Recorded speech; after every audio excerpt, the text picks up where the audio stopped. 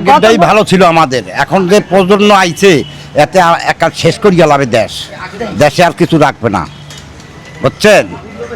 দেশে এখন গেছে অন্যরকম হইয়া, কি করবেন? কিছু করার নাই। আমরা বেচা কিনা ব্যবসা বাণিজ্য সব গেছে হইয়া, খালি দেখায় একটু পেঁয়াজ ও আলুর দাম কম, আর কিছু কিছু দেখাইতে পারবে না। চাউলের দাম 80 টাকা 90 টাকা হচ্ছে কেজি। রাজনৈতিকভাবে আমি মনে করি হারানোর কিছু নাই। এটা যুগের পর যুগ বা প্রতি 50 বছর পর পরে রাষ্ট্র, সমাজ তথা পৃথিবীর একটা পরিবর্তন আসবে। হ্যাঁ, আমি মনে করি এটা একটা চলমান প্রক্রিয়া। এটা এখন একটা নতুন বাংলাদেশ আসছে, আমরা এই নতুন বাংলাদেশে নতুনভাবে আগে যেতে হবে। সেরকম কোনো আশা দেখতেছি না আমরা। রাজনৈতিক প্রেক্ষাপট ভালো না। আমরা রাজনীতি করি, আর রাজনীতি আমরা করি না। আমি বলতে চাচ্ছি না, অনেক কিছু হারাইছি আমরা, কিছুই নাই রাজনীতি। মুখে এক কথা, কাজে আর এক জিনিস। আগে খুব ভালো ছিলাম, খুব শান্তিতে ছিলাম, নিরাপত্তায় চলাফেরা করতে পারছি। এখন তো হাঁটি আর চিন্তা করি যে কোন সময় কি হয়। খারাপ ছাড়া ভালো চলে না। কি পেলাম মানে যদি একটু ডিটেইলস বলতে। ক্ষতি ছাড়া কোনো লাভ নেই। আগেরটাই ভালো ছিল আমাদের, এখন যে প্রজন্ম আইছে এতে একাল শেষ করিয়া লাভে দেশে আর কিছু রাখবে না, বুঝছেন? দেশে এখন গেছে অন্যরকম হইয়া, কি করবেন? কিছু করার নাই। আমরা বেচা কিনা ব্যবসা বাণিজ্য সব গেছে হইয়া, খালি দেখায় একটু পেঁয়াজ ও আলুর দাম কম, আর কিছু কিছু দেখাইতে পারবে না। চাউলের দাম 80 টাকা 90 টাকা হচ্ছে কেজি। আর রাজনৈতিক ভাবে আমরা কি পেয়েছি? কিছুই পাই নাই, আমরা কিছুই পাই নাই। আমরা আগের মতোই আমাদের ভালো ছিল, এখন আমাদের আরো দিন দিন অবনতি হইতে আছে, ভালো হইতে আছে না। সব তো গার্মেন্টস আস্তে আস্তে বন্ধ হয়ে যাইতে আছে, এত আমি শুনতে আছি। কি করবেন? কিছু করার নাই, বুঝছেন? ধন্যবাদ।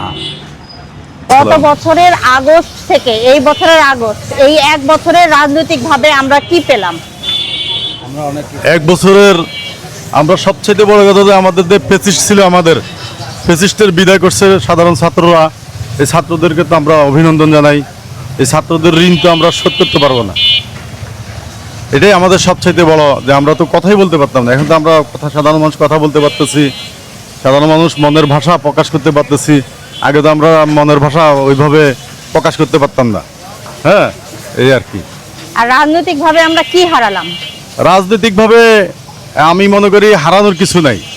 এটা যুগের পর যুগ বা প্রতি 50 বছর পর পরে রাষ্ট্র, সমাজ তথা পৃথিবীর একটা পরিবর্তন আসবে।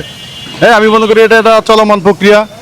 এটা এখন একটা নতুন বাংলাদেশ আসছে, আমরা এই নতুন বাংলাদেশে নতুনভাবে আগে যেতে হবে।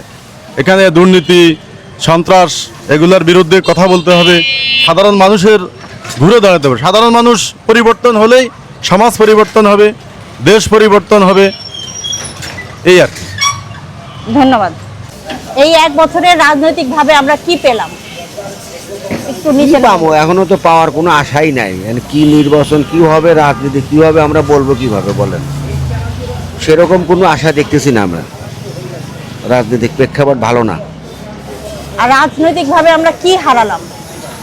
রাজনৈতিকভাবে যে রাজনীতির যে নৈতিকতা, সেটাই তো হারা ফেলাইছি। সামনে কে আসবে, কে ভালো করবে, তার গ্যারান্টি নেই তো। এই তো বছরের আগস্ট থেকে এই বছরের আগস্ট, এই এক বছরে রাজনৈতিক ভাবে আমরা কি পেলাম? আমরা না, তো আমি বলতে পারবো না। তাই তো আমি কি বলবো? কি পেয়েছেন বলতে পারবেন না? না, আমি তো কিছু পেইনি। আচ্ছা, আমি তো কিছু আর রাজনৈতিক ভাবে কি হারালেন? রাজনীতি আমি তো করি না, বিষয় তো রাজনীতি হিসেবে আমরা রাজনীতি করি, আর রাজনীতি আমরা করি না। ধন্যবাদ। রাজনীতি বিষয় বুঝি না। আমরা খাটে খাওয়া মানুষ, গরিব মানুষ, রাজনীতি কি বুঝি? রাজনীতি করি না আমরা। ধন্যবাদ। এই এক বছরে আমরা রাজনৈতিক ভাবে কি পেলাম? আমি বলতে চাচ্ছি না। আচ্ছা, এই এক বছরে আমরা রাজনৈতিক ভাবে কি পেলাম?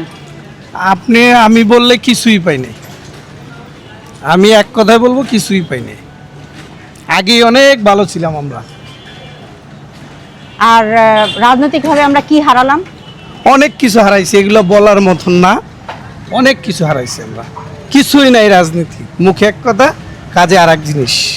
মানে বিষয়টা এরকম যে যায় দিন ভালো, আসে দিন খারাপ। আগে খুব ভালো ছিলাম, খুব শান্তিতে ছিলাম, নিরাপত্তায় চলাফেরা করতে পারছি। এখন তো হাঁটি আর চিন্তা করি যে কোন সময় কি হয়, এইটাই। ধন্যবাদ ভাইয়া। এই এক বছরে আমরা রাজনৈতিকভাবে কি পেলাম বলতে পারবো না। আচ্ছা, ধন্যবাদ। গেল মানুষের আয় বর্গ সব নষ্ট হয়ে গেল, কি আসছে কিছুই তো নেই। এক বছরে আমরা রাজনৈতিকভাবে কি খারাপ পেলাম? ছাড়া ভালো চলে না, কি পেলাম মানে যদি একটু ডিটেলস বলতে। ক্ষতি ছাড়া কোনো লাভ নেই। আচ্ছা, আর হারালাম